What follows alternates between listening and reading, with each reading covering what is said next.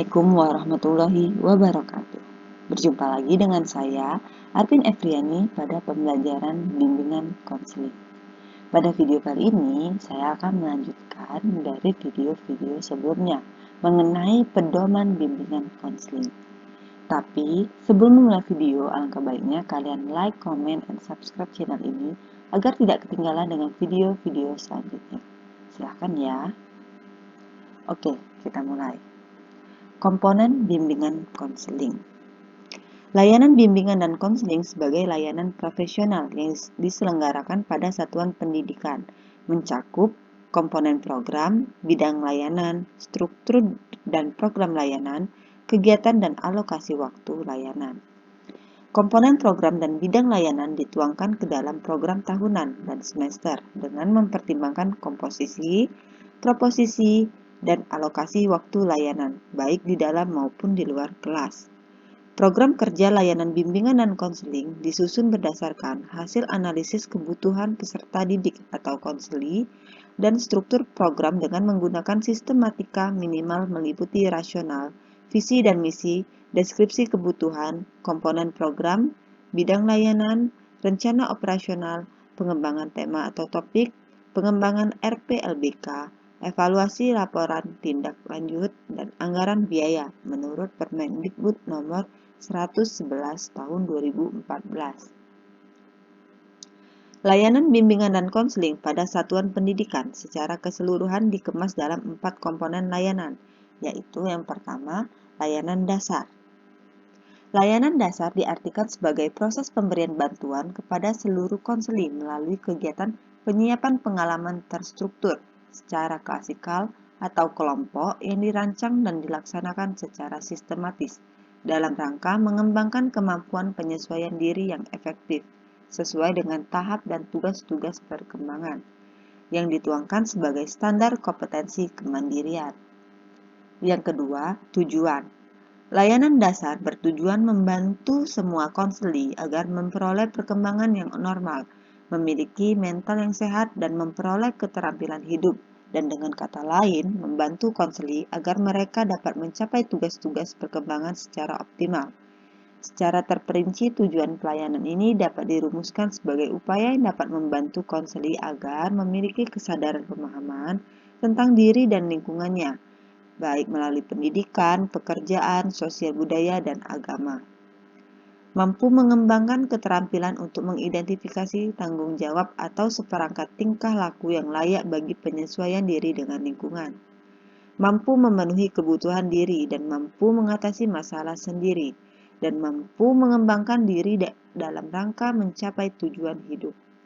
Kegiatan-kegiatan yang dapat dilakukan oleh konselor atau guru bimbingan konseling dalam komponen layanan dasar antara lain asesmen kebutuhan, bimbingan klasikal, bimbingan kelompok, pengelolaan media informasi, dan layanan bimbingan konseling lainnya.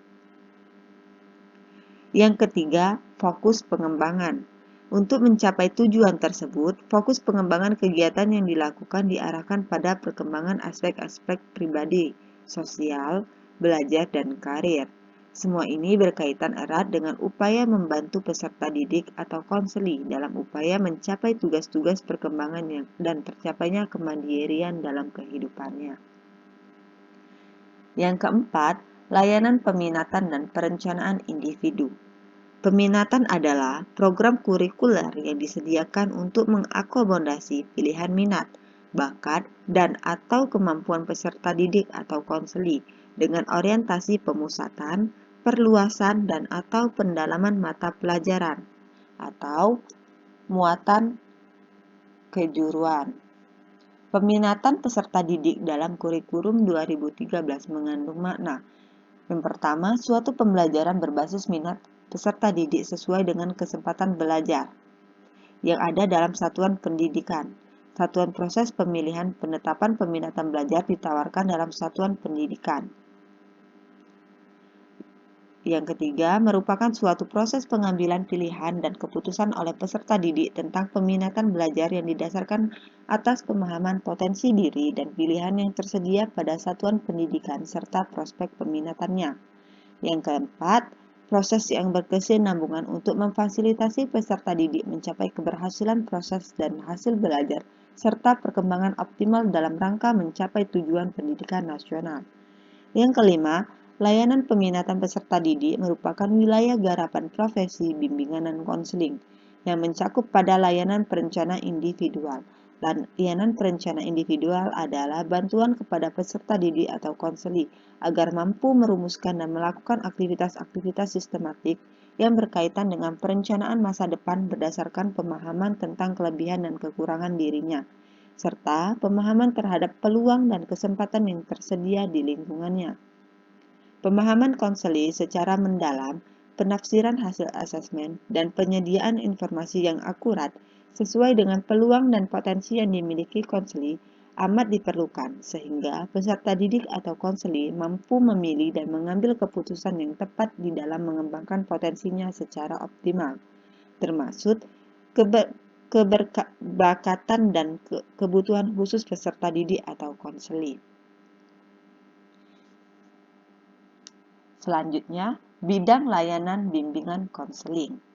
Dalam Permendikbud nomor 111 tahun 2014, bimbingan dan konseli pada satuan pendidikan dasar dan menengah mencakup 4 bidangan layanan, yaitu bidang layanan yang memfasilitasi perkembangan pribadi, sosial, belajar, dan karir. Sedangkan dalam Permendikbud nomor 146, bimbingan dan konseling PAUD meliputi pemberian stimulasi, deteksi dini, dan intervensi tumbuh kembang anak.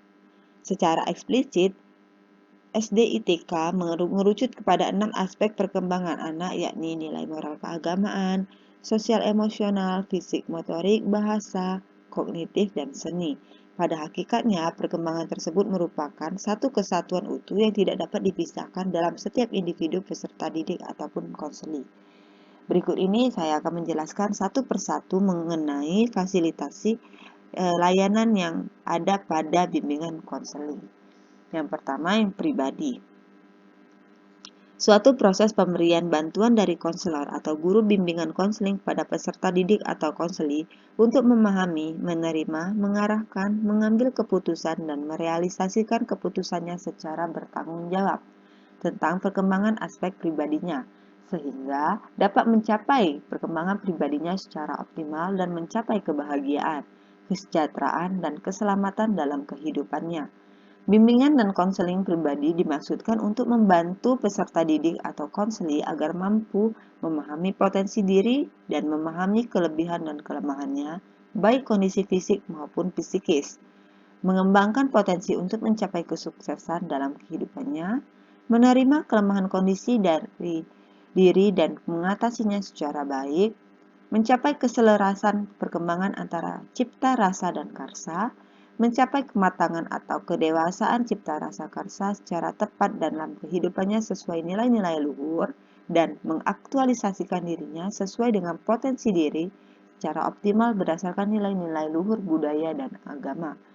Secara garis besar, lingkup materi bimbingan konseling pribadi meliputi pemahaman diri, pengembangan kelebihan diri, pengetasan kelemahan diri, keselarasan perkembangan cipta rasa karsa, kematangan atau kedewasaan cipta rasa karsa, dan aktualisasi diri secara bertanggung jawab. Materi bimbingan dan konseling pribadi tersebut dapat dirumuskan berdasarkan analisis kebutuhan pengembangan diri peserta didik, kebijakan pendidikan yang diberlakukan, dan kajian pustaka. Yang kedua, bimbingan konseling sosial. Suatu proses pemberian bantuan dari konselor kepada peserta didik atau konseli untuk memahami lingkungannya dan dapat melakukan interaksi sosial secara positif, terampil, berinteraksi sosial, mampu mengatasi masalah sosial yang dialaminya, mampu menyesuaikan diri dan memiliki keserasian hubungan yang dengan lingkungan sosialnya sehingga mencapai kebahagiaan dan kebermaknaan dalam kehidupannya. Bimbingan dan konseling sosial tujuan untuk membantu peserta didik atau konseling agar mampu, yang pertama, berempati terhadap kondisi orang lain, yang kedua, memahami keragaman latar sosial budaya, yang ketiga, menghormati dan menghargai orang lain, yang keempat, menyesuaikan diri dengan nilai dan norma yang berlaku, yang kelima, berinteraksi sosial yang efektif, Yang keenam, bekerja sama dengan orang lain secara bertanggung jawab. Yang ketujuh, mengatasi konflik dengan orang lain berdasarkan prinsip yang saling menguntungkan. Secara umum, lingkup materi bimbingan konseling sosial meliputi pemahaman keragaman budaya, nilai-nilai dan norma sosial, sikap sosial positif, yaitu berupa empatis, altruistis, toleran, peduli, dan kerjasama, keterampilan menyelesaikan konflik secara produktif, dan keterampilan hubungan sosial yang efektif. Yang ketiga yaitu bimbingan konseling dalam belajar. Proses pemberian bantuan konselor atau guru bimbingan konseling pada peserta didik atau konseling dalam mengenali potensi diri untuk belajar, memiliki sikap dan keterampilan belajar, terampil merencanakan pendidikan, memiliki kesiapan menghadapi ujian, memiliki kebiasaan belajar teratur dan mencapai hasil belajar secara optimal, sehingga dapat mencapai kesuksesan, kesejahteraan, dan kebahagiaan dalam kehidupannya.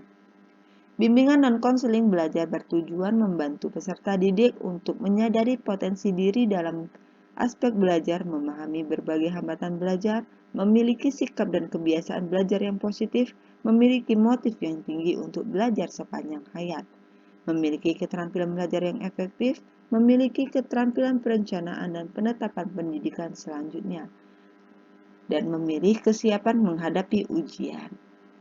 Lingkup bimbingan dan konseling belajar terdiri atas sikap, pengetahuan, dan keterampilan yang menunjang efisiensi dan keefektifan belajar pada satuan pendidik dan sepanjang kehidupannya, menyelesaikan studi pada satuan pendidikan, memilih studi lanjut, dan makna prestasi akademik dan non-akademik dalam pendidikan, dunia kerja, dan kehidupan masyarakat.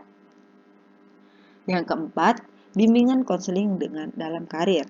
Proses pemberian bantuan konselor atau guru bimbingan konseling kepada peserta didik atau konseli untuk mengalami pertumbuhan, perkembangan, eksplorasi, aspirasi, dan pengambilan keputusan karir sepanjang rentang hidupnya secara rasional dan realistis berdasarkan informasi, potensi diri, dan kesempatan yang tersedia di lingkungan hidupnya, sehingga mencapai kesuksesan dalam kehidupannya. Bimbingan dan konseling karir bertujuan memfasilitasi perkembangan eksplorasi, aspirasi, dan pengambilan keputusan karir sepanjang rentang hidup peserta didik atau konseli. Dengan demikian, peserta didik akan memiliki pemahaman diri berupa kemampuan, minat, dan kepribadian yang terkait dengan pekerjaan. Memiliki pengetahuan mengenai dunia kerja dan informasi karir yang menunjang kematangan kompetensi karir. Memiliki sikap positif terhadap dunia kerja, memahami relevansi kemampuan, menguasai pelajaran dengan persyaratan keahlian atau keterampilan bidang pekerjaan yang menjadi cita-cita karirnya masa depan. Memiliki kemampuan untuk membentuk identitas karir dengan cara mengenali ciri-ciri pekerjaan, persyaratan kemampuan yang dituntut, lingkungan sosiopsikologi pekerjaan, prospek kerja, dan kesejahteraan kerja. Memiliki kemampuan merencanakan masa depan, yaitu merancang kehidupan secara rasional untuk memperoleh peran-peran yang sesuai dengan minat, kemampuan, dan kondisi kehidupan sosial ekonomi, membentuk pola-pola karir, mengenal keterampilan, kemampuan, dan minat, memiliki kemampuan atau kematangan untuk mengambil keputusan karir. Ruang lingkup bimbingan karir terdiri atas pengembangan sikap positif terhadap pekerjaan, pengembangan keterampilan, menempuh masa transisi secara positif dari masa bersekolah ke masa bekerja, pengembangan kesadaran terhadap berbagai pilihan karir, informasi pekerjaan, ketentuan sekolah, dan pelatihan kerja, kesadaran akan hubungan beragam tujuan hidup dengan nilai, bakat, minat, kecakapan, dan kepribadian masing-masing. Untuk itu, secara berurutan dan berkesinambungan, kompetensi karir peserta didik difasilitasi bimbingan dan konseling dalam setiap jenjang pendidikan dasar dan menengah. Khusus dalam konteks PAUD, bidang layanan tersebut lebih mengarah pada aspek-aspek perkembangan anak, yakni nilai agama dan moral, sosial emosional, fisik motorik, bahasa, kognitif, dan seni. Mengenai hal ini akan dibahas pada bab-bab tersendiri. Selanjutnya mengenai program layanan bimbingan konseling. Program layanan bimbingan konseling di satuan pendidikan disusun sekurang-kurangnya memuat 8 poin. Yang pertama, visi misi. Sajian visi misi bimbingan konseling harus sesuai dengan visi dan misi sekolah atau madrasah. Oleh karena itu, sajian visi dan misi sekolah kemudian dirumuskan visi misi program layanan bimbingan konseling. Yang kedua, deskripsi kebutuhan. Rumusan didasarkan atas hasil asesmen kebutuhan peserta didik atau konseli dan lingkungannya ke dalam rumusan perilaku-perilaku yang diharapkan dikuasai peserta didik atau konseli. Yang ketiga, tujuan. Rumusan tujuan yang akan dicapai disusun dalam bentuk perilaku yang harus dikuasai peserta didik atau konseli setelah memperoleh layanan bimbingan dan konseling.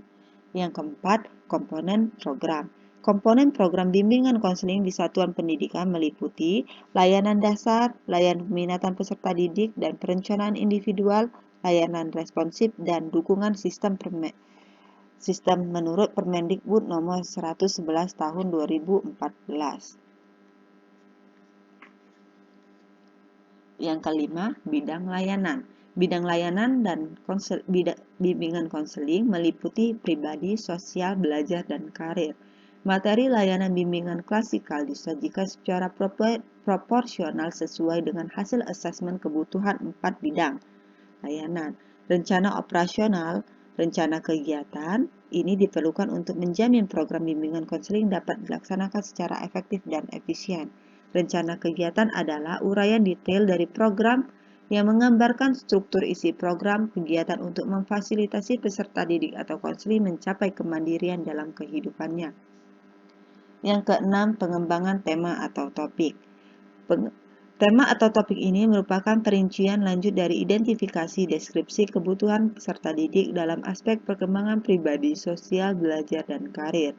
Pengembangan rencana pelaksanaan layanan bimbingan konseling atau RPLBK dikembangkan sesuai dengan tema atau topik dan sistematika yang diatur dalam panduan penyelenggaraan layanan bimbingan konseling pada satuan pendidikan. Yang ketujuh, evaluasi, pelaporan, dan tindak lanjut. Rencana evaluasi perkembangan peserta didik atau konseli didasarkan pada rumusan tujuan yang ingin dicapai dari layanan yang dilakukan. Di samping itu, perlu dilakukan evaluasi keterlaksanaan program dan hasilnya sebagai bentuk akuntabilitas layanan bimbingan dan konseling. Hasil evaluasi harus dilaporkan dan diakhiri dengan rekomendasi tentang tindak lanjut pengembangan program selanjutnya. Yang kedelapan atau yang terakhir, anggaran biaya. Rencana anggaran biaya untuk mendukung implementasi program layanan bimbingan konseling disusun secara realistik dan dapat dipertanggungjawabkan secara transparan. Rancangan biaya dapat membuat kebutuhan biaya operasional layanan bimbingan dan konseling dan pengembangan profesi bimbingan dan konseling. Adapun program layanan bimbingan dan konseling itu sendiri disusun dan diselenggarakan dalam program tahunan dan semester. Program tahunan adalah program layanan bimbingan konseling meliputi kegiatan mencakup komponen, strategi, dan bidang layanan selama 1 tahun ajaran untuk masing-masing kelas rombongan belajar dan pada satuan pendidikan. Sedangkan program semester merupakan program layanan bimbingan konseling meliputi seluruh kegiatan selama 1 semester, merupakan jabaran kegiatan yang lebih terperinci dari program tahunan. Selanjutnya mengenai struktur program layanan bimbingan konseling. Adapun struktur program layanan bimbingan konseling ini dibagi menjadi 3. Yang pertama, kegiatan dan alokasi waktu layanan. Layanan bimbingan dan konseling pada satuan pendidikan diselenggarakan oleh tenaga pendidik profesional, yaitu konselor atau guru bimbingan dan konseling. Layanan bimbingan dan konseling ini diselenggarakan di dalam kelas atau bimbingan klasikal dan di luar kelas.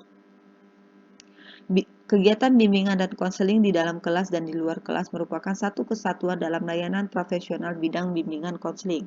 Layanan dirancang dan dilaksanakan dengan memperhatikan keseimbangan dan kesinambungan program antar kelas dan antar jenjang kelas, serta menyinkronkan dengan kegiatan pembelajaran mata pelajaran dan kegiatan ekstrakurikuler.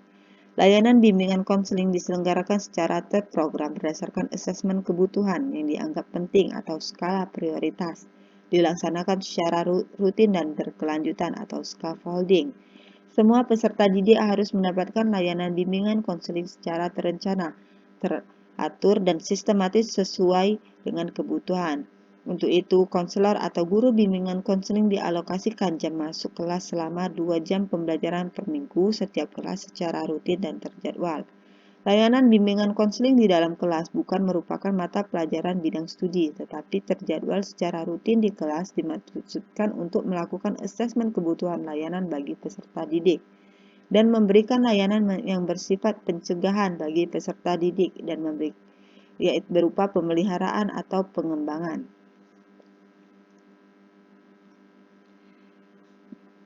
Yang pertama, layanan bimbingan konseling di dalam kelas. Layanan bimbingan konseling di dalam kelas merupakan layanan bimbingan yang dilaksanakan dalam settingan kelas diberikan kepada semua peserta didik dalam bentuk tatap muka terjadwal dan rutin setiap kelas atau per minggu. Volume kegiatan tatap muka secara klasikal atau bimbingan klasikal adalah 2 jam per kelas atau rombongan belajar per minggu dan dilaksanakan secara terjadwal di kelas. Materi layanan bimbingan klasikal meliputi 4 bimbingan layanan dan bimbingan dan konseling, diberikan secara proporsional sesuai dengan kebutuhan peserta didik yang meliputi aspek perkembangan pribadi, sosial, belajar, dan karir dalam kerangka pencapaian perkembangan optimal peserta didik dan tujuan pendidikan nasional. Materi layanan bimbingan klasikal disusun dalam bentuk rencana pelaksanaan layanan bimbingan klasikal atau RPLBK. Bimbingan klasikal diberikan secara runtut dan terjadwal di kelas dan dilakukan oleh konselor, yaitu pendidik profesional yang minimal berkualifikasi akademik sarjana pendidikan atau S1 dalam bidang bimbingan konseling dan lulusan pendidikan profesi guru bimbingan konseling atau guru bimbingan konseling yang berkualifikasi minimal S1 dalam bidang bimbingan konseling dan bersertifikat pendidik. Yang kedua, layanan bimbingan konseling di luar kelas. Kegiatan layanan bimbingan konseling di luar kelas meliputi konseling individual, konseling kelompok, bimbingan kelas besar dan lintas kelas, konsultasi, konferensi, kasus kunjungan rumah atau home visit, advokasi, alih tangan, kasus, pengelolaan media informasi yang meliputi website dan leaflet, dan papan bimbingan konseling. Pengelolaan kotak masalah dan kegiatan yang mendukung kualitas layanan bimbingan konseling, pengembangan keprofesional berkelanjutan, serta kegiatan tambahan yang relevan dengan profesi bimbingan dan konseling dan tugas kependidikan atau lainnya yang berkaitan dengan tugas profesi bimbingan konseling yang didasarkan atas dasar pimpinan satuan pendidikan atau pemerintah. Adapun kegiatan profesi bimbingan konseling yang di luar kelas, konseling individual merupakan kegiatan terapeutik yang dilakukan secara perseorangan untuk membantu peserta didik atau konseling yang sedang mengalami masalah atau kepedulian tertentu yang bersifat pribadi. Dalam pelaksanaannya, peserta didik atau konseling dibantu oleh konselor atau guru bimbingan konseling untuk mengidentifikasi masalah, penyebab masalah, menemukan alternatif pemecahan masalah, dan pengembalian keputusan terbaik untuk mewujudkan keputusannya dengan penuh tanggung jawab dalam kehidupannya. Konseling kelompok merupakan kegiatan terapeutik yang dilakukan dalam situasi kelompok yang membantu menyelesaikan masalah individu yang bersifat rahasia. Dalam pelaksanaannya, peserta didik atau konseling dibantu oleh konselor atau guru BK atau anggota kelompok untuk mengidentifikasi masalah, penyebab masalah, dan menemukan alternatif pemecahan masalah serta pengambilan keputusan terbaik untuk mewujudkan keputusannya dengan penuh tanggung jawab. Bimbingan konseling merupakan pemberian bantuan kepada peserta didik atau konseling melalui kelompok-kelompok kecil, terdiri atas 2-10 orang yang maksud pencegahan masalah, pemeliharaan nilai-nilai atau pengembangan keterampilan-keterampilan hidup yang dibutuhkan. Bimbingan kelompok harus dirancang sebelumnya dan harus sesuai dengan kebutuhan nyata anggota kelompok. Topik bahasan dapat ditetapkan berdasarkan kesepakatan anggota kelompok atau dirumuskannya sebelumnya oleh konselor atau guru BK berdasarkan pemahaman atas dasar tertentu. Topiknya bersifat umum dan tidak rahasia seperti cara belajar yang efektif, kiat-kiat menghadapi ujian, pergaulan sosial, persahabatan, penanganan konflik, dan pengelola stres. Bimbingan Kelas besar atau lintas kelas. Bimbingan lintas kelas merupakan kegiatan yang bersifat pencegahan, pengembangan yang bertujuan memberikan pengalaman, wawasan, serta pemahaman yang menjadi kebutuhan peserta didik baik dalam bidang pribadi, sosial, belajar, dan karir. Salah satu contoh kegiatan bimbingan lintas kelas adalah Career Day. Konsultasi merupakan kegiatan berbagai pemahaman dan kepedulian antara konselor atau guru BK dengan guru mata pelajaran, orang tua, pimpinan satuan pendidik, dan pihak yang relevan dalam upaya membangun kesamaan persepsi dan memperoleh dukungan yang diharapkan dalam memperlancar pelaksanaan program layanan BK. Konferensi kasus merupakan kegiatan yang diselenggarakan oleh konselor atau guru BK dengan maksud membahas permasalahan peserta didik. Dalam pelaksanaannya, ia banyak melibatkan pihak-pihak dan dapat memberikan keterangan. Kemudian, ia juga dapat sebagai komitmen bagi penyelesaian masalah peserta didik.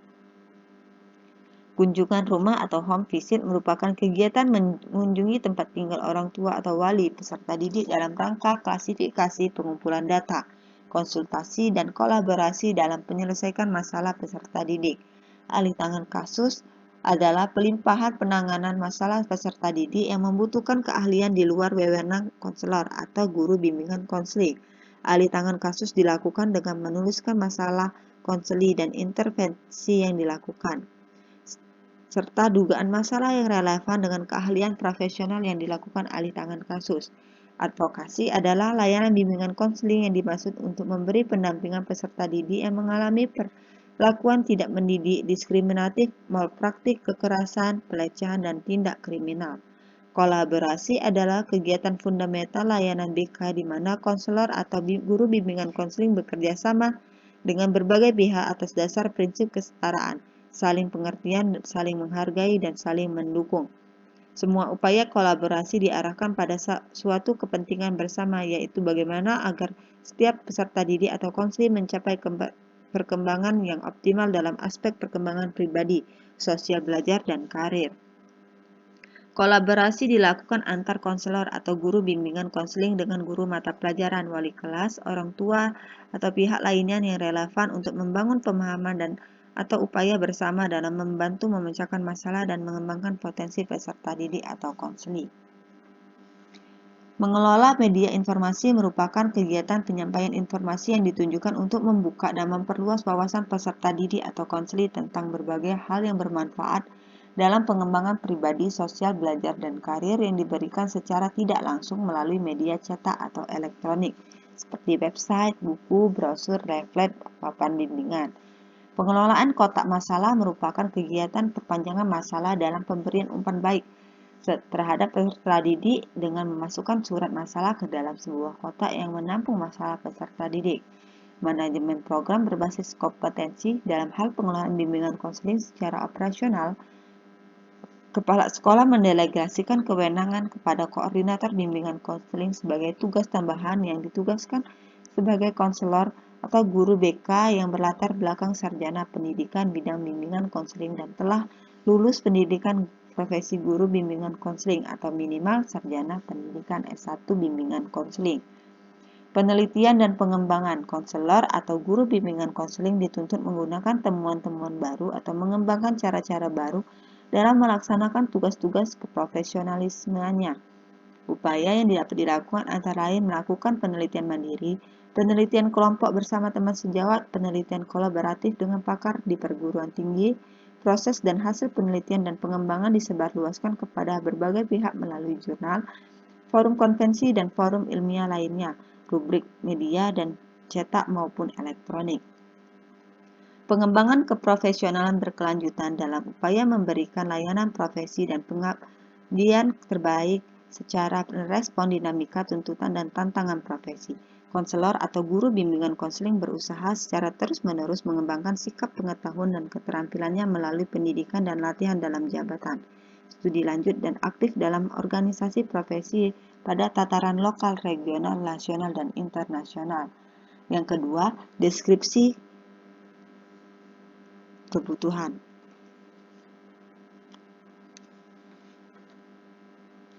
Deskripsi kebutuhan ini melalui mekanisme pengelolaan layanan. Secara berurutan, mekanisme pengelolaan bimbingan konseling ini ditata dan mencakup tahapan analisis kebutuhan, perencanaan, pelaksanaan, evaluasi, pelaporan, dan tindak lanjut pengembangan program. Yang pertama, analisis kebutuhan. Program bimbingan konseling dirancang berdasarkan data kebutuhan peserta didik sekolah atau orang tua. Data kebutuhan dikumpulkan dan ditelaah untuk memperbarui tujuan dan rencana program bimbingan konseling. Bimbingan dan konseling direncanakan, dilaksanakan, dan dievaluasi serta ditindaklanjuti berbasis prioritas data kebutuhan yang difasilitasi pemenuhannya dalam bidang dan komponen bimbingan konseling.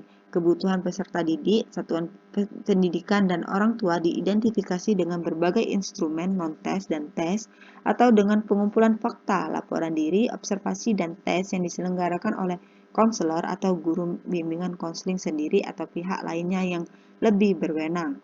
Hasil identifikasi dianalisis dan diinterpretasi untuk menentukan skala prioritas layanan BK.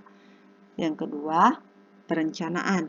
Perencanaan sebagai alat yang berguna untuk merespon kebutuhan yang telah teridentifikasi, mengimplementasikan tahap-tahap khusus untuk memenuhi kebutuhan, dan mengidentifikasi pihak yang bertanggung jawab terhadap setiap tahap serta mengatur jadwal dalam program tahunan dan semester, serta mengimplementasikannya.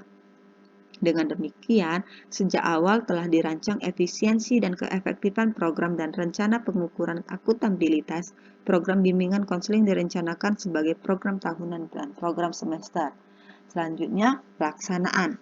Dalam pelaksanaan bimbingan konseling harus memperhatikan aspek pengguna data dan pengguna waktu yang tersebar ke dalam kalender akademik. Aspek pertama adalah penggunaan data. Kumpulan data dapat memberikan informasi penting dalam pelaksanaan program dan akan diperlukan untuk mengevaluasi program dalam kaitannya dengan kemajuan yang diraih peserta didik atau konseli. Data dikumpulkan sepanjang proses pelaksanaan bimbingan konseling, sehubung dengan perencanaan apa yang dikerjakan, apa yang tidak dikerjakan, apa yang berubah, dan apa yang ditinggalkan. Data dikumpulkan dipilah menjadi data jangka pendek, yaitu data setiap akhir aktivitas. Data jangka menengah merupakan data kumpulan dari periode waktu tertentu, misalnya program semester. Maka kumpulan dari periode waktu tertentu tersebut, data yang dimaksud adalah data selama satu semester untuk mengukur indikator kemajuan ke arah pencapaian tujuan yang telah ditetapkan. Data jangka panjang merupakan data akhir serangkaian program, misalnya program tahunan, yang merupakan data hasil seluruh aktivitas dan dampaknya pada perkembangan pribadi, sosial, belajar, dan karir peserta didik. Aspek kedua adalah penggunaan waktu yang tersebar dalam kalender akademik. Proporsi waktu perencanaan dan pelaksanaan setiap komponen dan bidang bimbingan konseling harus memperhatikan tingkat satuan pendidikan kebutuhan peserta didik, jumlah konselor atau guru bimbingan konseling, jumlah peserta didik yang dilayani. Perhatian utama ditunjukkan pada kebutuhan peserta didik sebagai hasil analisis kebutuhan. Presentasi dalam distribusi waktu konselor atau guru BK dalam setiap komponen program bimbingan konseling juga harus memperhatikan tingkat kelas dan dalam satuan pendidikan. Sebagian besar waktu konselor atau guru BK 80-85% untuk layanan langsung pada peserta didik, sisanya 15-20% untuk aktivitas manajemen dan administrasi. Kalender aktivitas bimbingan konseling sebagai perencanaan program semua komponen dan bidang bimbingan dan konseling diatur sejalan dengan kalender akademik satuan pendidik. Selanjutnya yang keempat, evaluasi. Evaluasi dalam bimbingan konseling merupakan proses pembuatan pertimbangan secara sistematis mengenai keefektifan dalam mencapai tujuan program bimbingan konseling berdasar pada ukuran standar tertentu. Dengan demikian, evaluasi merupakan proses sistematis dalam mengumpulkan dan menganalisis informasi tentang efisiensi, efektifan, dan dampak dari program dan layanan bimbingan konseling terhadap perkembangan pribadi, sosial, belajar, dan karir peserta didik atau konseli. Evaluasi berkaitan dengan akuntabilitas, yaitu sebagai ukuran seberapa besar tujuan bimbingan konseling telah dicapai. Yang kelima, pelaporan. Pelaporan proses dan hasil dari pelaksanaan program dimaksud untuk menjawab pertanyaan bagaimana peserta didik berkembang sebagai hasil dari layanan bimbingan konseling. Laporan akan digunakan sebagai pendukung program lanjutan untuk menjamin keberhasilan pelaksanaan program selanjutnya. Laporan jangka pendek akan memfasilitasi evaluasi aktivitas program jangka pendek. Laporan jangka menengah dan jangka panjang akan merefleksikan kemajuan ke arah perubahan dalam diri semua peserta didik. Isi dan format laporan sejalan dengan kebutuhan untuk menyampaikan informasi secara efektif kepada seluruh pemangku kepentingan. Laporan juga akan menjadi informasi penting bagi pengembangan profesionalisme yang diperlukan bagi konselor atau guru BK. Yang keenam yaitu tindak lanjut.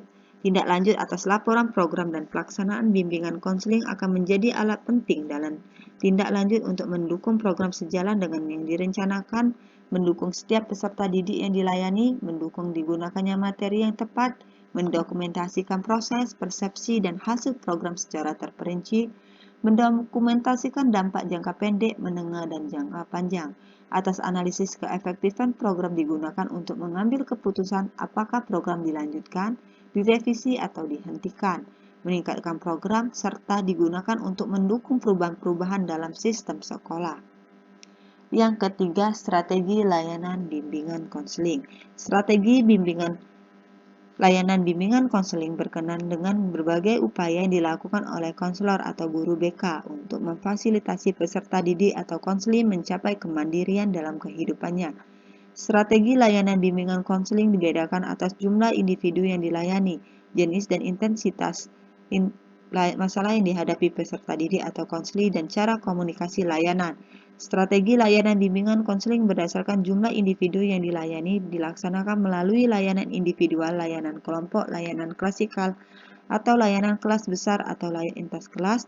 Strategi layanan bimbingan dan konseling berdasarkan jenis dan intensitas masalah yang dihadapi peserta didik atau konseling dilaksanakan melalui bimbingan klasikal, bimbingan kelompok, bimbingan individual, konseling individual, konseling kelompok, dan advokasi.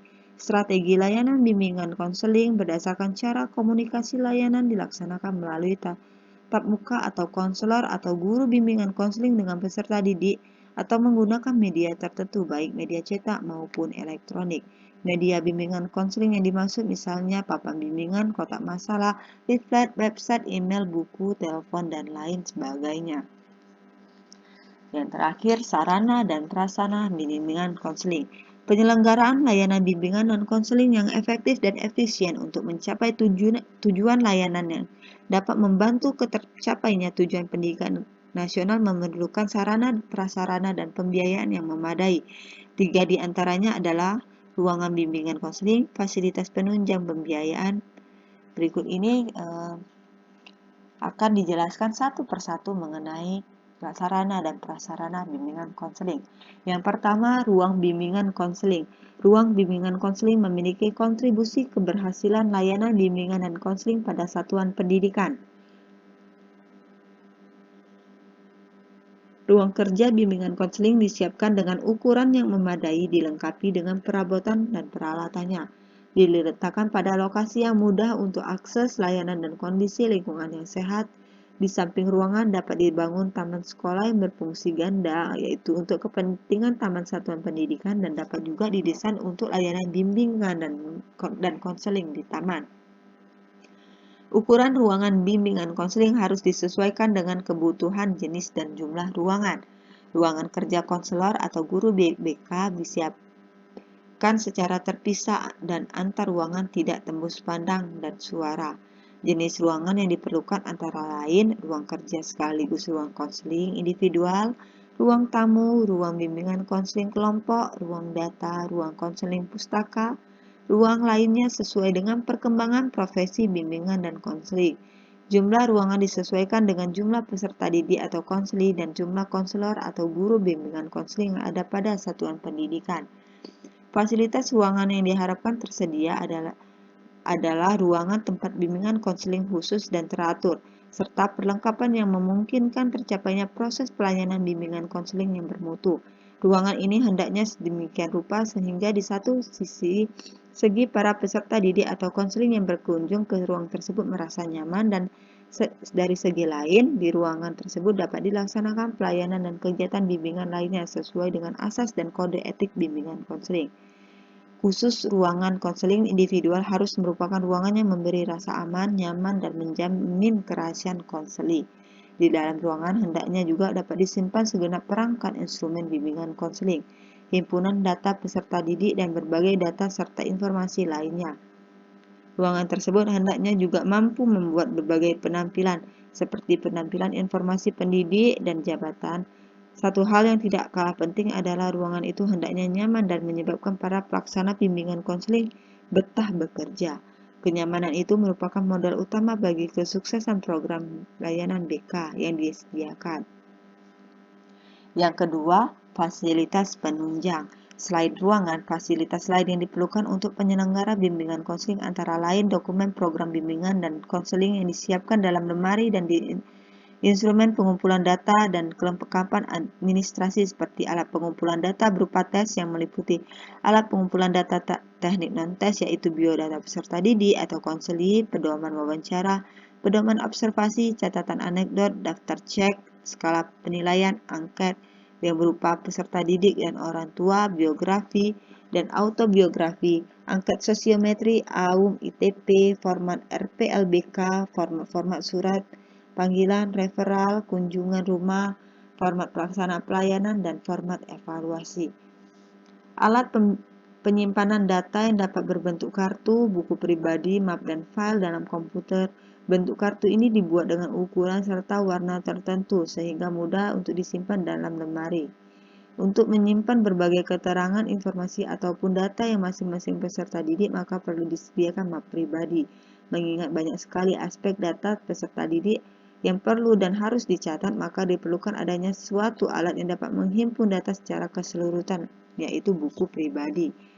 Kelengkapan penunjang teknis seperti data informasi paket bimbingan, alat bantu bimbingan, perlengkapan administrasi seperti alat tulis-menulis, belangko surat, kartu konsultasi, kartu kasus, belangko konferensi kasus, dan agenda surat, buku panduan, buku informasi tentang studi lanjut, kursus khusus, model bimbingan atau buku materi pelayanan bimbingan, buku hasil wawancara, laporan kegiatan pelayanan, data kehadiran peserta didik, leger bimbingan konseling, buku realisasi kegiatan BK, bahan-bahan informasi pengembangan keterampilan pribadi sosial belajar maupun karir, dan buku bahan informasi pengembangan keterampilan hidup perangkat elektronik seperti komputer, tape recorder, film, dan CD interaktif dan CD pembelajaran OHP, LCD, TV. Filing kabinet, lemari data berupa tempat penyimpanan dokumen dan data peserta didik atau konseli, dan papan informasi BK. Dalam kerangka pikir dan kerangka kerja BK terkini, para konselor atau guru BK pada satuan pendidik terampil menggunakan perangkat komputer, perangkat komunikasi, dan berbagai software untuk membantu mengumpulkan data, mengolah data, menampilkan data, maupun memaknai data sehingga dapat diakses secara cepat dan secara interaktif. Perangkat tersebut memiliki peranan yang sangat strategis dalam pelayanan BK pada satuan pendidikan. Dalam konteks ini, para konselor atau guru BK dan konseling dituntut untuk menguasai sewajarnya penggunaan beberapa perangkat lunak dan perangkat keras komputer. Banyak sekali perangkat lunak yang dapat dimanfaatkan oleh konselor atau guru BK dan konseling dalam upaya memberikan pelayanan terbaik, efisiensi, dan daya jangka pelayanan yang lebih luas kepada para peserta didik. Sebagai contoh, perangkat lunak ini antara lain program database peserta didik, perangkat ungkap masalah, analisis tugas, dan tingkat perkembangan peserta didik, dan beberapa perangkat tes tertentu. Komputer yang disediakan di ruangan BK hendaknya memiliki memori yang cukup besar karena akan menyimpan semua data peserta didik, memiliki kelengkapan audio agar dapat dimanfaatkan setiap peserta didik untuk menggunakan berbagai CD interaktif, informasi, maupun pelatihan sesuai dengan kebutuhan dan masalah, serta kelengkapan akses internet agar dapat mengakses informasi penting yang diperlukan peserta didik maupun dimanfaatkan peserta didik untuk melakukan e-counseling. Salah satu perangkat lunak yang dapat dipergunakan untuk mendeteksi kebutuhan pelayanan bimbingan konseling adalah inventory tugas perkembangan. Pengelolaan data secara komputerisasi memungkinkan kebutuhan peserta didik terdeteksi secara terperinci sehingga dapat diturunkan menjadi program umum satuan pendidikan, program untuk tingkat kelas maupun program individu setiap peserta didik atau konseli. Kondisi ini memungkinkan karena data setiap peserta didik, data peserta didik atau kelompok data peserta didik sebagian dari tingkat kelas maupun data seluruh peserta didik satuan pendidikan dapat tertampilkan. Berbagai film dan CD interaktif sebagai bahan penunjang pengembangan keterampilan pribadi, sosial, belajar, dan karir juga dapat tersedia, sehingga para peserta didik tidak hanya memperoleh informasi melalui buku atau papan informasi. Maka bimbingan merupakan pendukung optimalisasi layanan bimbingan konseling. Yang ketiga yaitu pembiayaan. Perencanaan anggaran merupakan komponen penting dari pengelolaan bimbingan konseling. Perlu direncanakan atau dirancang dengan cermat berapa anggaran yang diperlukan untuk mendukung implementasi program. Anggaran ini harus masuk ke dalam anggaran dan belanja satuan pendidikan. Memilih strategi pengelolaan yang tepat dalam usaha mencapai tujuan program layanan bimbingan konseling memerlukan analisis terhadap anggaran yang dimiliki. Strategi pengelolaan program yang dipilih harus disesuaikan dengan anggaran yang dimiliki. Kebijakan satuan pendidikan. Setiap satuan pendidik harus memberikan dukungan terhadap penyelenggaraan layanan BK. Pelaksanaan program BK harus dilakukan sebagai kegiatan yang utuh dari seluruh program pendidikan. Adapun komponen anggaran meliputi yang pertama anggaran untuk aktivitas dan tercantum pada program BK. Yang kedua anggaran untuk aktivitas pendukung seperti untuk asesmen kebutuhan, kunjungan ke rumah atau home visit, pengadaan pustaka terapi, buku pendukung, mengikuti diklat, seminar, workshop, atau kegiatan profesi bimbingan konseling, studi lanjut, kegiatan musyawarah, guru bimbingan konseling, pengadaan dan instrumen bimbingan konseling, dan lain yang relevan untuk operasional layanan bimbingan konseling. Yang ketiga, anggaran untuk pengembangan dan peningkatan kenyamanan ruangan yang memberikan layanan bimbingan konseling seperti pembenahan ruangan, pengadaan buku konseling pustaka, penyiapan perangkat konseling kelompok. Sumber biaya selain dari RKS atau rencana kegiatan dan anggaran sekolah atau madrasah dengan dukungan kebijakan kepala sekolah atau madrasah jika memungkinkan, dapat mengakses dana dari sumber lain melalui kesepakatan lembaga dengan pihak lain atau menggunakan sumber lain yang dialokasikan oleh komite sekolah atau madrasah. Itulah penjelasan singkat mengenai pedoman khusus bimbingan konseling part kedua. Terima kasih telah menonton, semoga bermanfaat. Sampai jumpa di video selanjutnya. Wassalamualaikum warahmatullahi wabarakatuh. Bye-bye.